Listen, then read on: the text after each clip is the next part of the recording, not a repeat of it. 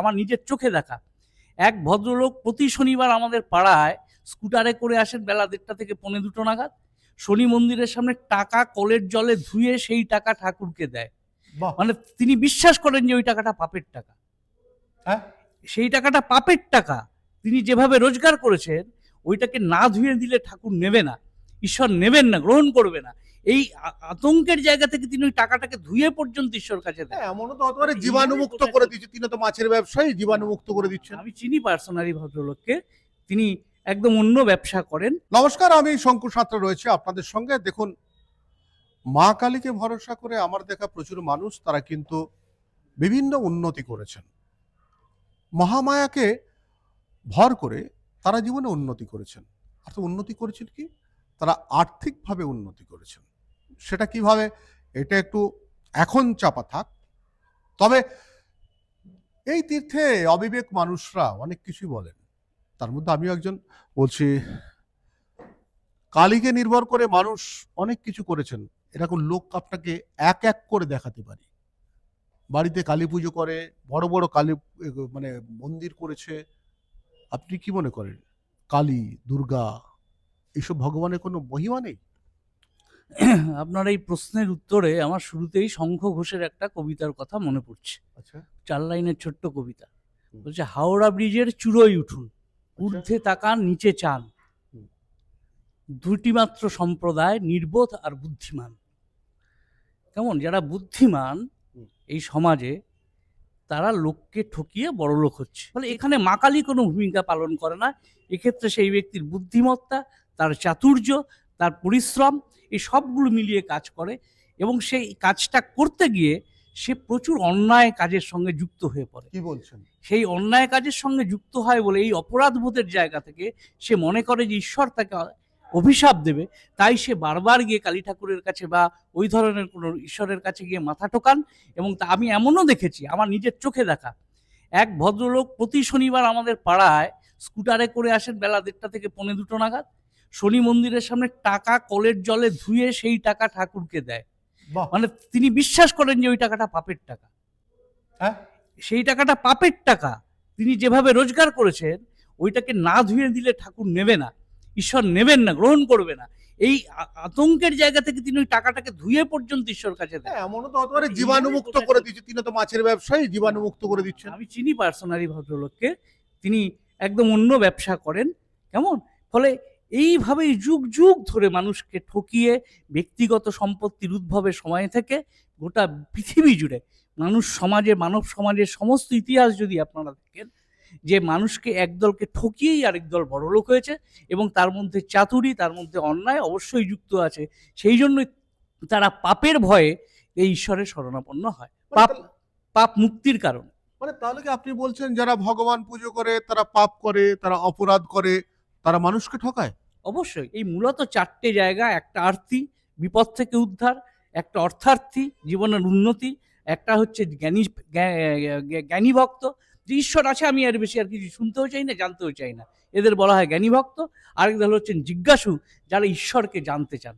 এই 4টে কারণের জন্য মানুষ ঈশ্বরে বিশ্বাস করে। আর আমরা সাধারণ মানুষ মূলত বিপদ থেকে উদ্ধার পাওয়ার জন্য এবং জীবনের উন্নতির জন্য ঈশ্বরের কাছে প্রার্থনা করি। ভারতবর্ষে সবচেয়ে বেশি পুজো হয় দুটো ঠাকুরের। আচ্ছা, প্রথম জন হচ্ছেন কৃষ্ণ এবং দ্বিতীয় জন হচ্ছেন শিব। শিব, এই দুটো কাল্ট একদম আলাদা আলাদা কাল্ট। একদল শৈব, আরেক দল হচ্ছে যারা হচ্ছে নারায়ণের পুজো করে, যেটা কৃষ্ণের অবতার ইত্যাদি ইত্যাদি। কেমন, এরা হচ্ছে সবচেয়ে বেশি পুজো পায়। কারণ হচ্ছে এই নারায়ণ যিনি আমাদের পালন করেন, ব্রহ্মা তো সৃষ্টি করছে, বিষ্ণু যে নারায়ণ তিনি পালন করেন। ফলে তিনি যেহেতু পালন করছেন, আমার গোটা জীবনটাকে পালন করছেন বিষ্ণু। ফলে আমি সবচেয়ে বেশি তার কাছে আবেদন জানাই। আপনি বেদ যদি পড়েন, আপনার যদি বেদ পড়া থাকে, দেখবেন গোটাটাই হচ্ছে প্রশস্তি এবং প্রার্থনা। আমি ঈশ্বরকে প্রশস্তি করছি এবং ঈশ্বরের কাছে আমি কিছু প্রার্থনা জানাচ্ছি। কেমন, এটাই এই যে যাবতীয় মন্ত্র যে উচ্চারিত হয়, রূপং দেহি, যশৌ দেহি, দিশো জহি, আমার শয়তান, আমার শত্রুকে নাশ করো, আমাকে সুন্দর বানাও, আমার জীবনকে সুন্দর করো, আমাকে অনেক কিছু দাও। গোটা বেদ জুড়ে, গোটা মন্ত্রশাস্ত্র বলে যেগুলো প্রচারিত হয়, তার গোটাটাই হচ্ছে এইটে, যে আমার একদিকে ঈশ্বরের প্রশস্তি, কারণ তার কাছে কিছু আমি চাইছি। আমি আপনার কাছে টাকা ধার নেব, তার নেওয়ার আগে শঙ্কু তোমার মতো ভালো মানুষ কেউ হয় না, এই প্রশস্তিটা করলে শঙ্কু আমায় টাকাটা ধার দেবে, হ্যাঁ। ফলে আগে ঈশ্বরের প্রশস্তি করা হয়, তারপর তার কাছে প্রার্থনা জানানো হয়, তার জন্য বলিদান দেওয়া হয়, তাকে ভোগ দেওয়া হয়, ইত্যাদি ইত্যাদি। ফলে এই ঈশ্বরের বিশ্বাসটার একটা বড় জায়গা হচ্ছে কিন্তু মানুষের অসহায়তা। ভীষণ অসহায়তার জায়গা থেকে মানুষ গিয়ে স্যারেন্ডার করে। মানুষ তখন কোনো একটা শক্তি যে আমাকে এইখান থেকে বাঁচাবে। বাড়ির থেকে বেরোনোর সময় মা কালী, মা দুর্গা কিংবা ভগবানকে প্রণাম করে বেরোলে পুণ্য হয়, কাজ শুভ হয়। এটা আপনার বিশ্বাস, আপনি এটা বিশ্বাস করেন, আমি করি না। আমি কোনোদিনই ভগবানকে প্রণাম করে মা কালীর দিকে আমার বাড়িতে নেইও, তাকানোরও সুযোগ নেই আমার। কোনো কিছু লাভ নেই বলছে না না না, কখনোই না। আপনি ধরেন না, যে লোকটা লুক্সেমবার্গে থাকে, যে লোকটা অস্ট্রিয়াতে থাকে, ধরেন সেও তো মানুষ আমার মতো। তার বাড়িতে কোন কালী ঠাকুরটা আছে, সে জানে কালী ঠাকুরের নাম? আপনি জানেন যে অস্ট্রিয়ার মানুষরা, আদিবাসী মানুষরা কি কোন ঈশ্বরের পুজো করে, জানেন না তো? ফলে এগুলো আমাদের বিশ্বাস, এক একটা মানুষ এক এক ধরনের বিশ্বাস নিয়ে বাঁচে। হয়তো সে ওই মানসিক জোর পায় কিছু, কিন্তু আসলে তাকে কিন্তু নির্ভর করতে হয় সেই বিজ্ঞানের ওপর, সেই যুক্তিবাদের ওপর। কারণ যুক্তি বাদ দিয়ে আমাদের জীবন এক মুহূর্ত চলতে পারে না। যুক্তিকে বাদ দিয়ে কিচ্ছু চলে না, কিচ্ছু ঘটে না। এই গোটা দুনিয়াটা নিয়মের রাজ্য। এই নিয়মটাকে খুঁজে বের করছে মানুষ।